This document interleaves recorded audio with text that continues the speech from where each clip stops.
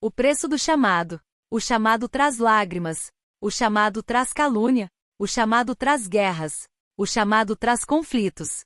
O chamado traz desânimo. O chamado traz solidão. O chamado traz desprezo. O chamado traz cobranças. O chamado traz responsabilidades. O chamado traz estresse. O chamado faz pensar em desistir. O chamado traz dúvidas. O chamado traz pedradas. O chamado traz traições. O chamado traz perseguições.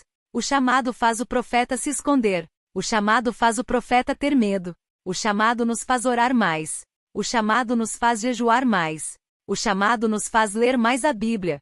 O chamado nos faz ser mais íntimos da divindade. O chamado nos faz muito mais que vencedores. Temos, porém, este tesouro em vasos de barro, para que a excelência do poder seja de Deus, e não da nossa parte.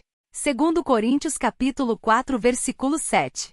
Antes de desistir, lembre-se de quantos estão de pé por uma palavra ou atitude sua.